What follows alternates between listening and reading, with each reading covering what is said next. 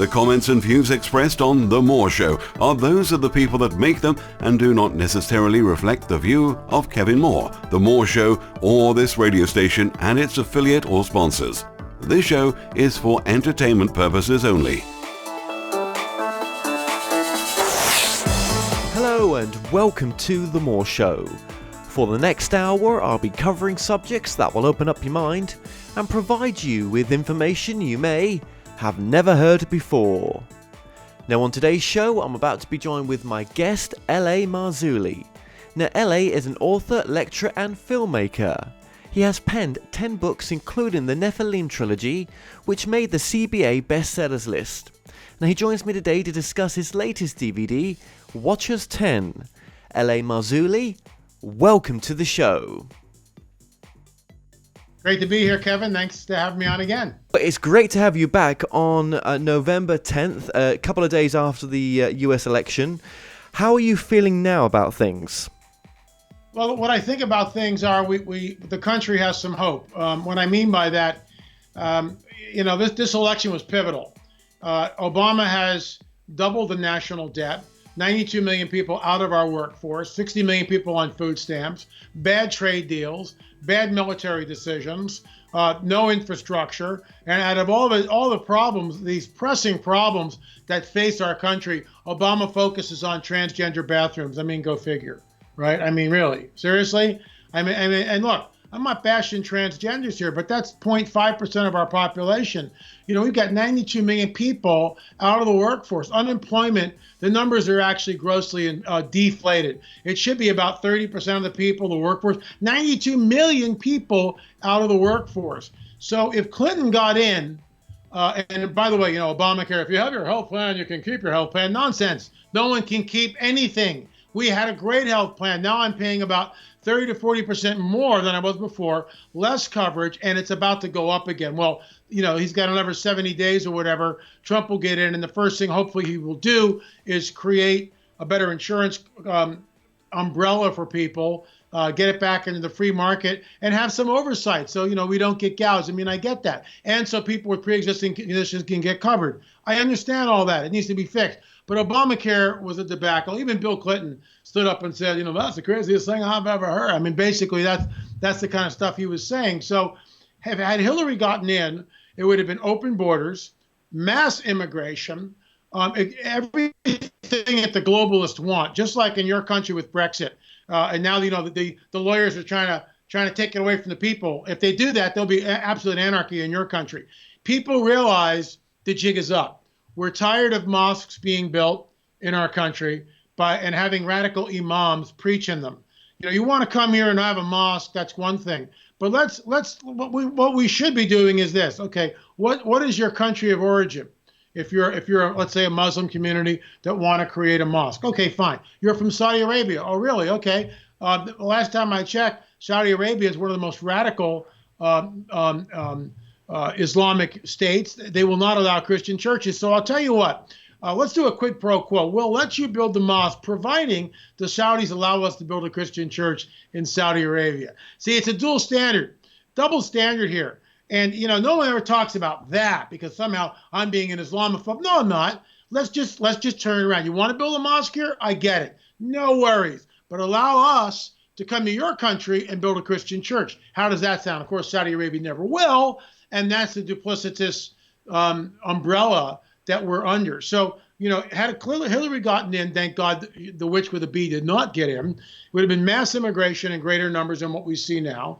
It would have been, anybody who would have gone against or written any type of thing against mosques being built, that would have been considered hate speech. Open borders, which means the drugs continue to flow. This is exactly what the New World Order game plan has always been, out of chaos, order. Now, here's the deal. There's a Torah codes which is about to be released. And you got to understand, the Torah codes aren't a crystal ball. And I look at them, and I'm always interested in the Torah codes, but it's not like it's the end all here. No. And this is by a major Torah code researcher. Basically, he did a Torah code on Trump. And look, we all know that there's a lot of hate in this country. There's a lot of wacko people. Trump needs to be really on guard because in my opinion, there's going to be assassination attempt on him. The New World Order. Look, even the Pope stood up on Sunday, right? The Pope. What is the Pope doing getting involved in any of this? Shut up and give me a domini, domini, domini, and just go away. With all due respect, Your Holiness. Your Holiness, I mean, please. Guy's just a normal guy like you and me. Nothing special. He's got no power. Raise somebody from the dead and then we'll talk, okay? Meanwhile, you got your robes and your Vatican, and the Vatican City is surrounded by a wall, which in some places was like 80 feet high. I mean, are you kidding me? So, that according to, the Pope Francis, it's like Trump isn't a Christian because he wants to build a wall. Meanwhile, do as I say, not as I do. The Vatican is completely surrounded by a wall. 2 days before the election, the Pope is appealing to Catholics basically not to vote for Donald because Donald is the politics of hate. No, he's not. He's the politics of nationalism versus imperialism. Or I'm sorry, wrong word. Nationalism versus globalism. And that's what the American people voted for. We voted for nationalism. We voted for America first, not illegal aliens, not Syrian refugees, not people coming up across the border, not China, not anything else. America comes first, and America needs to come first, period. And I think the American people have spoken. It's amazing how Trump swept states that just should not have flipped, like Ohio went to Obama in both elections. Florida went to Obama both elections. So you can see that the country is at a crossroads, and it's so funny that the snowflakes, the millennials, unfortunately, your generation, not mine, but I'm the hippie generation, and we bought our own nonsense to it. But the snowflakes are, oh my gosh, what are we going to do? And people don't realize this, that the snowflakes want free stuff. All one needs to do, Kevin, is look at what's happening in Venezuela, how the entire country is completely imploding. The infrastructure is gone. The food is gone, all because of socialism. And that's what Bernie Sanders and the snowflakes want, free stuff. We go out and we create Watchers DVDs, I write books, and everybody wants everything for free. It doesn't work that way. If you can't afford it, then don't afford it. Go out and get a job and work a little harder. And that's always been the American way.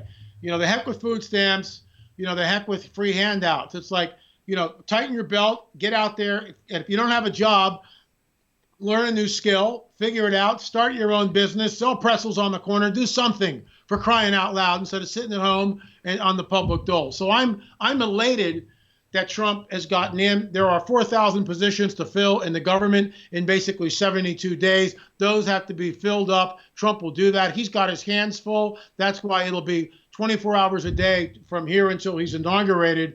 And hopefully, Ann Coulter had a funny blog. She wrote, Trump's first 100 days, day 1, build the wall. Day 2, build the wall. Day 3, build the wall. He needs to build the wall. If he doesn't do that, people will start tearing their hair out. Okay. Now, obviously, on previous shows that you've been on prior to the elections, obviously there was talks of the elections being rigged. Do you feel a bit more that there's a bit more transparency there now, that actually this was a bit more fair and balanced, this particular election?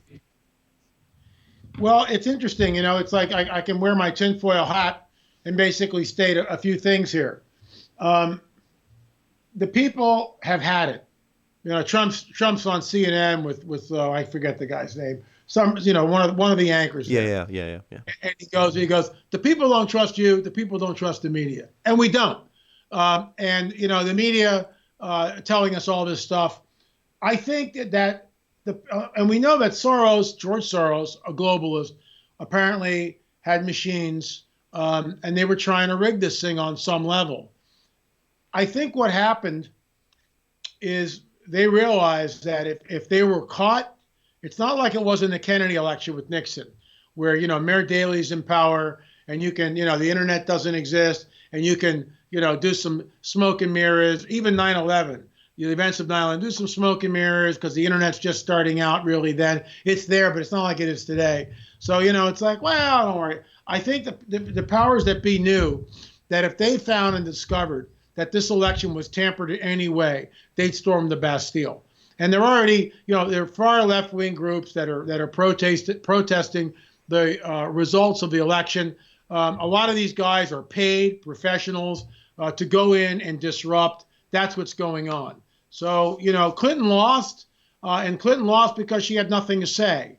She talked about Trump's same old tired, worn out talking points. Well, she had no talking points. All she could say was, let's come together and move forward and not be divisive. And Trump was going, we're going to build the wall. We're going to beef up our infrastructure. We're going to go into the inner cities. We're going to dismantle Obamacare. Bam, bam, bam. Build up our military. Reverse the deal with the Iranians. Support Israel. I mean, Trump actually had things to say. And look, he's not the Messiah. I get it. But he's the man for our times. And you don't become a billionaire, right? Like some of the European papers over across the pond, painting him as a clown, as this, as that. I mean, what did Obama ever do, for crying out loud? Nothing. The guy was a community organizer, one term he's a junior senator.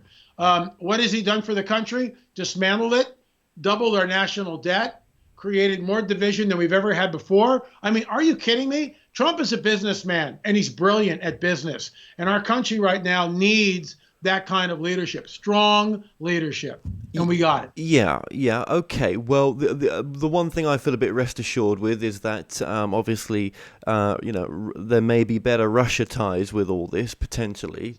That can only be a good thing. But, who's to say there's not other wars around the corner with the Middle East, though? We don't know. But then, you've been doing this for 35 years, drawing, the future prophecy, well, looking at prophecy basically as well was one of your big things. And where do you see us now with prophecy, in a sense, in the timeline that we're at now? I mean, this feels pretty different. Well, it's nothing has changed. Why everyone's been focusing on the election. The Middle East continues, specifically in Syria, continues with World War III.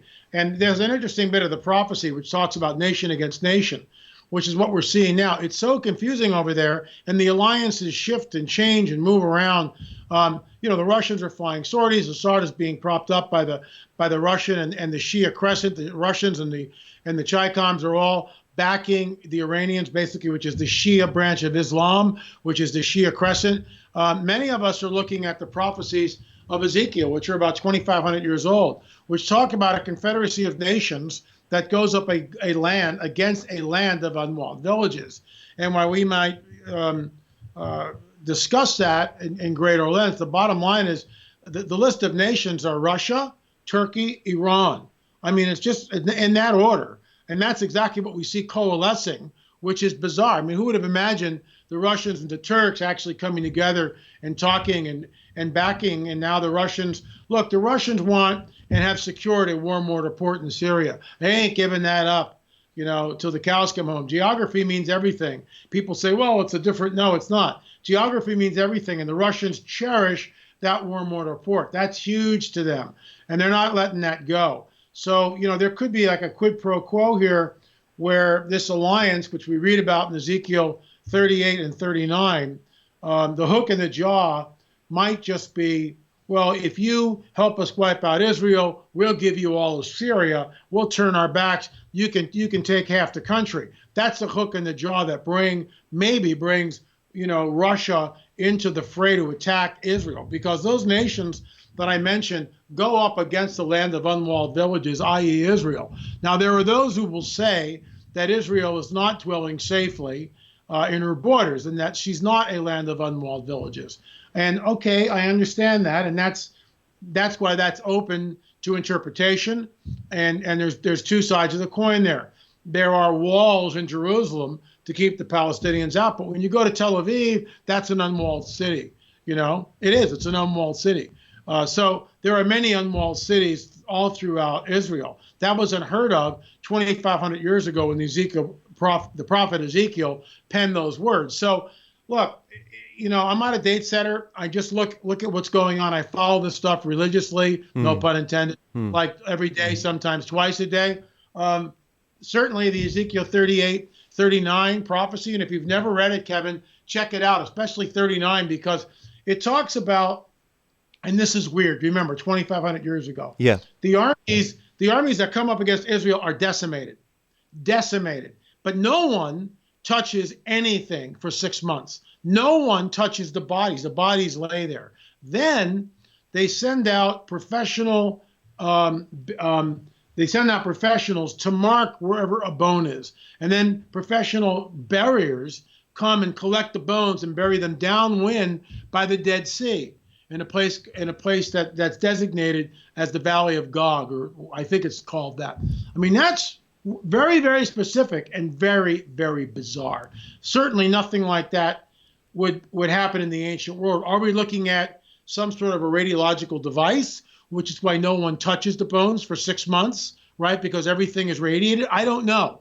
But, read Ezekiel 39 if you've never read it. That'll blow your mind.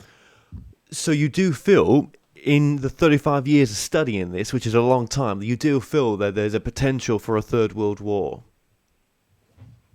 I think we're closer now than ever before. I think had Hillary gotten in, we would have gone there.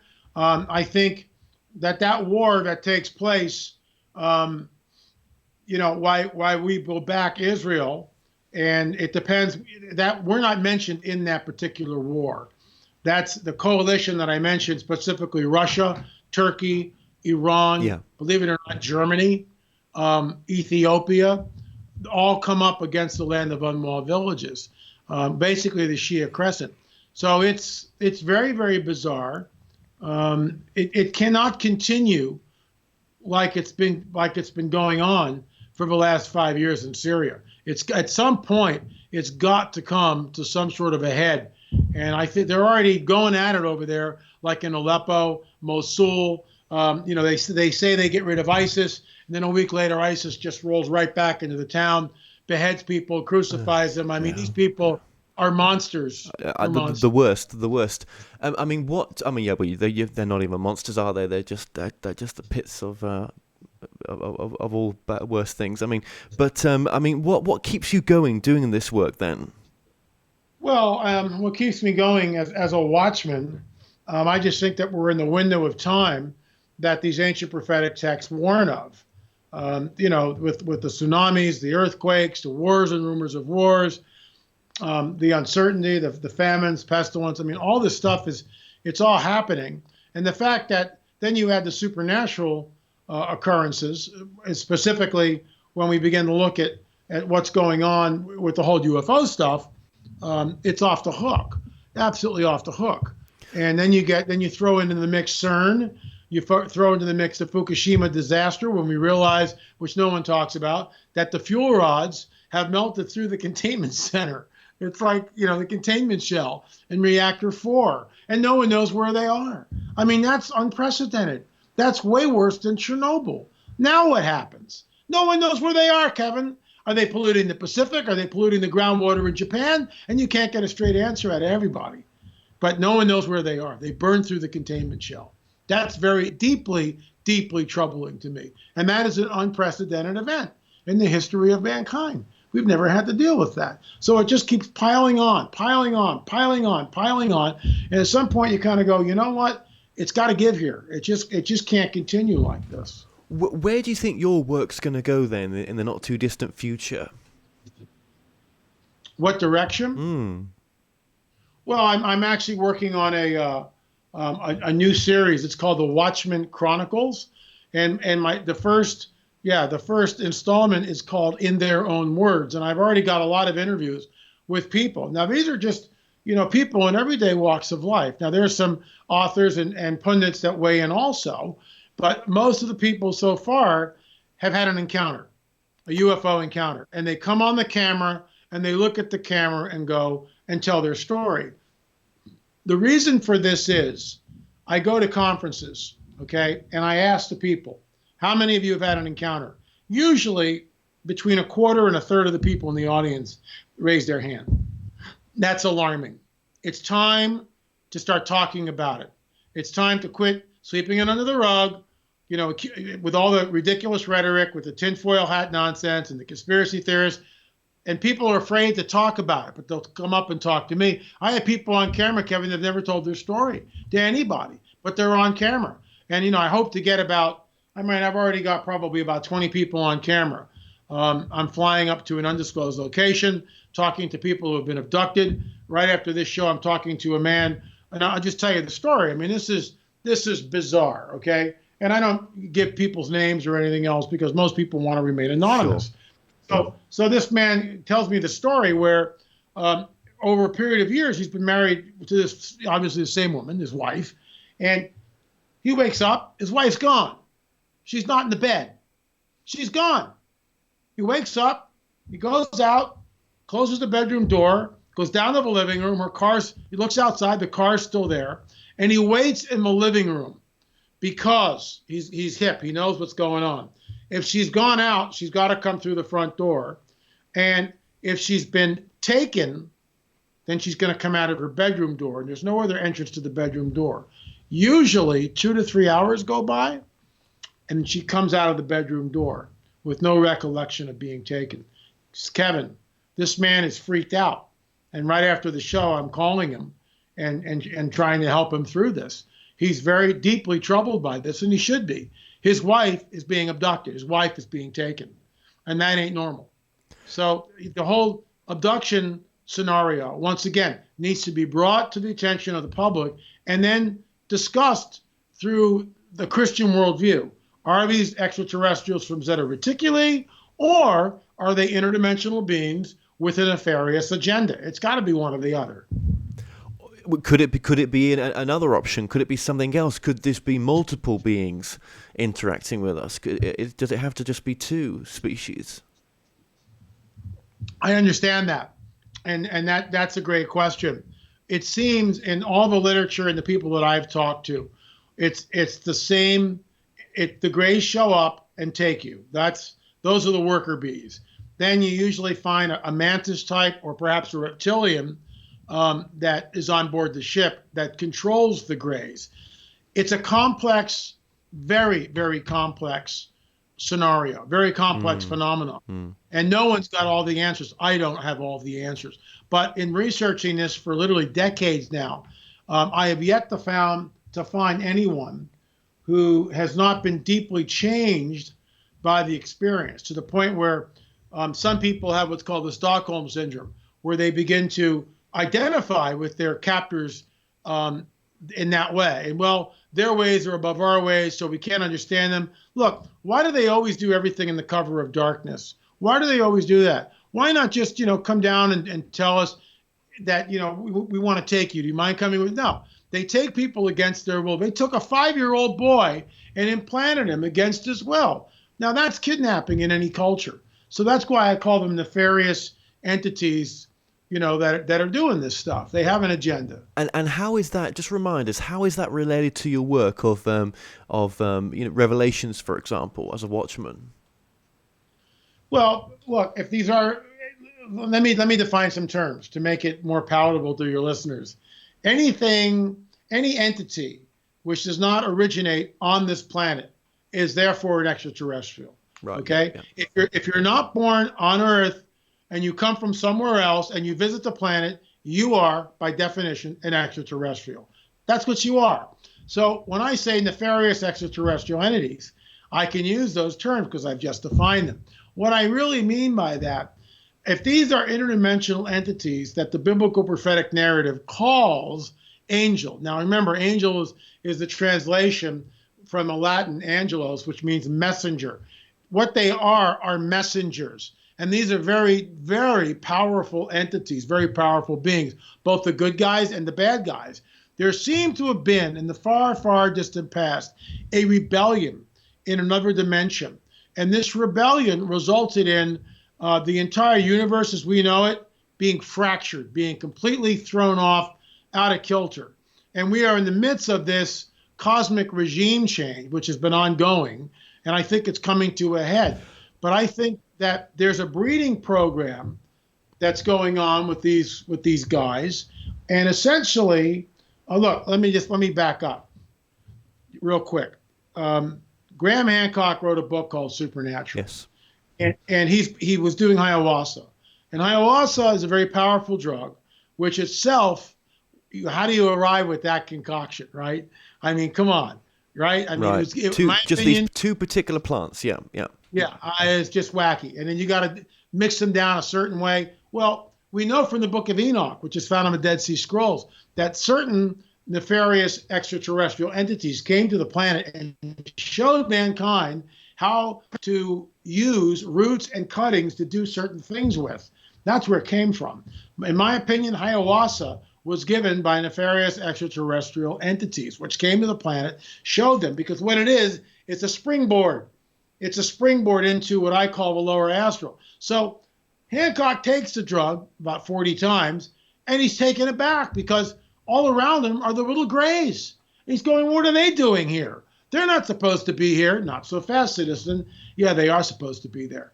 And he's really troubled by it. So at the end of the book, he basically states this, that whoever these guys are, the little grays, they seem obsessed with mating with us and creating a hybrid. My work, and the reason, the reason why you asked why I'm so interested in all this, and basically, the reason why I'm interested in it is because it hails back to the Genesis 3 narrative. I mean, Hancock's telling us that these entities want to create a hybrid being with us. Well, Genesis 3 tells us that the seed of a serpent will be at war with the seed of the woman. The seed of the woman becomes Messiah. 3 chapters later, the seed of a serpent completely explodes and becomes what we know as the Nephilim. And of course, look, just to give you an idea here, when you look at an artifact like this, all right, I'm not saying this is a Nephilim skull. I'm not. Okay, I don't know what it is, and that's why we're trying to do DNA testing on it. But we've looked at some of these, and we know from our DNA testing, which is in the book Nephilim Hybrids and Watchers 10, that the DNA specifically from this skull, because I had the hair tested, okay? Notice there's no sagittal suture here, where there should be one. The hair showed European ancestry. The mitochondrial DNA, which comes from the mother. Kevin, this is hard science, hardcore science. We had 4 samples, and it tested, one tested Middle Eastern, Turkey, Mesopotamia, which is Nephilim Central, in my opinion. The others tested European. It goes against the prevailing paradigm, which is that all these people came over at the end of the last ice age from the Bering Strait, the Bering Land Bridge. That's what you're taught as an anthropologist. That's what you're taught in school. That's what the Darwinian paradigm tells us. This blows that completely out of the water, with all due respect. Is it conclusive? No, not yet. But we've got real hardcore DNA evidence. And by the way, that is in the back of the book, Nephilim Hybrids. And we're still on the trail. As I'm talking to you now, I've got 2 labs doing more DNA testing. So we're not letting this go. No, absolutely not. And when you just mentioned there about, thank you for that, about Graham Hancock having that experience as well with the Greys. But so basically the Greys were in his ayahuasca experience. Very much so, yeah. And he was perplexed as to why they were there. He didn't understand why they were there. And of course, I would, based on my paradigm, I said, Graham, I'd love to talk to you and tell you what they were doing there and why they were there. So, right. He's going to a place, ayahuasca, as all these different shamanistic practices, whatever it is, whether it's yoga, Kundalini serpent magic, it all takes you to the same place, a place that I have come to call the second heaven. It is the place of the fallen ones, and all sorts of weird stuff goes on there. You will get knowledge, you will get power, but it comes with a price. And I'll tell you what that price is. The price is your soul. Well, and just, with the Nephilim as well, let's just get this right there. As far as we're concerned, they're the fallen angels that have the ability to appear or shapeshift into whatever they want. And they with that ability, they have mated with human women over the ages and yield probably various hybrids as well. Sure, absolutely. Right. Okay. And that's on previous videos. You can watch back previous videos with yourself and get into all that as well. Now, just to remind us as well, Watchers 10 is the latest one as well, the DVD that you've produced in the Watchers series. And what can people, just tell us a little bit about Watchers 10 as well, just very briefly. Well, Watchers 10, first of all, that we realize, let me just show you some pictures here. And the book that accompanies it is this.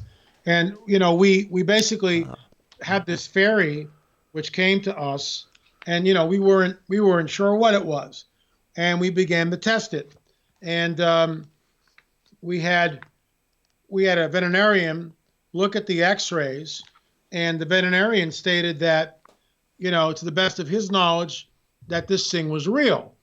And we always stated from the record, look at the X-ray, and the veterinarian said that this was birdshot, these little hot areas here, this was birdshot, and based on that, we figured that okay, it looks like the real deal.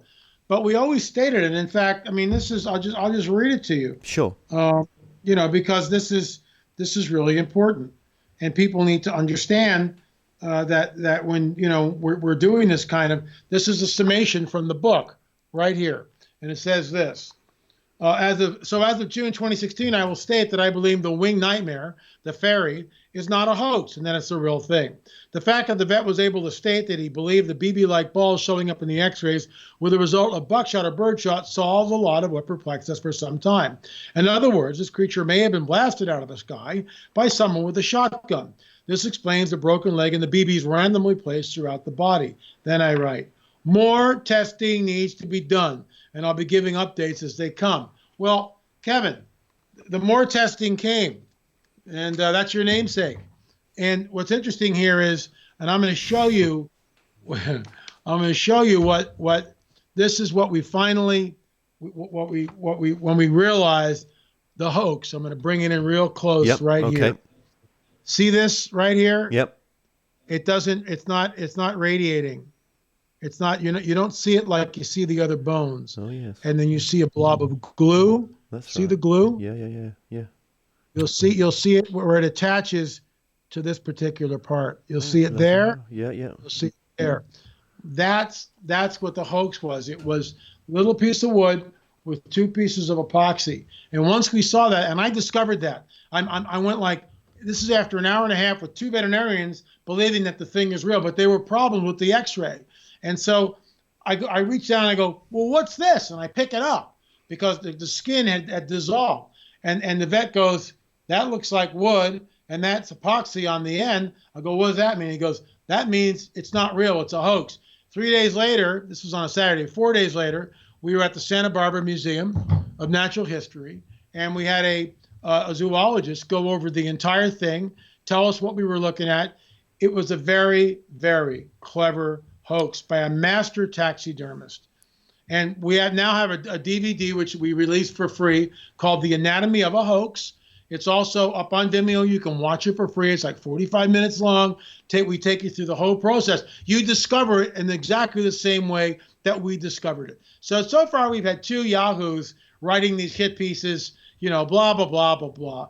But meanwhile, 99% of the people thanked me in particular, for telling them and being forthright and open once we realized it was a hoax, to tell people that it was a hoax. Look, we're not going to get it 100% right. Where do I go to get what book on how to verify whether the fairy you're looking at is real or a hoax? Well, that's right? Yeah.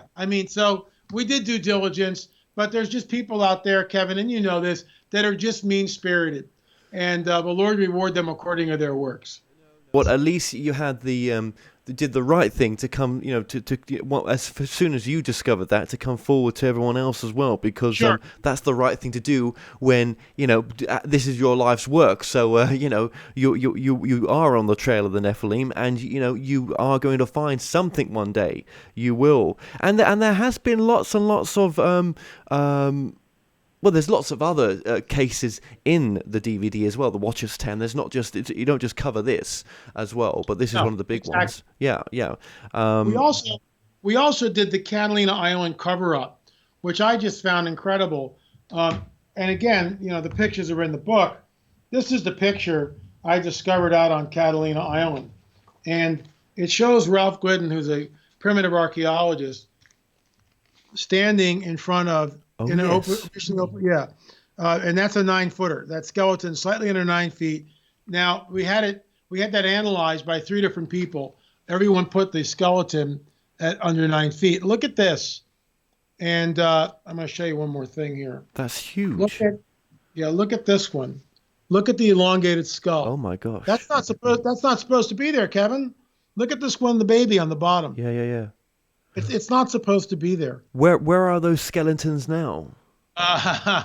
Yeah, if we could find that out, right? They're not there, and they won't be there. Remember, I was on the History Channel in search of a lost giants. Yes, you So was. we go back to Catalina Island to see what happened with and just get footage of me at the museum. We walk in. This is what we see. My gosh. They cropped the giant out of the picture. They Let me did show you indeed. another. That's it. That they cropped, they cropped the giant out of the flipping picture. I mean, that is deliberate obfuscation. It's deliberate obfuscation. And you have to ask yourself, here's this picture, which is back in the archive, envelope, which then was in a sealed, well, not sealed, but a manila envelope.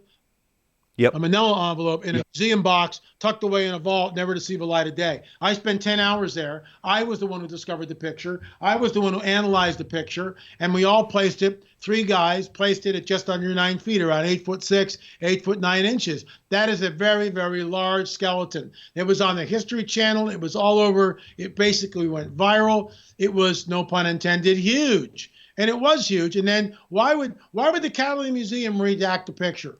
Deliberately obfuscate the picture.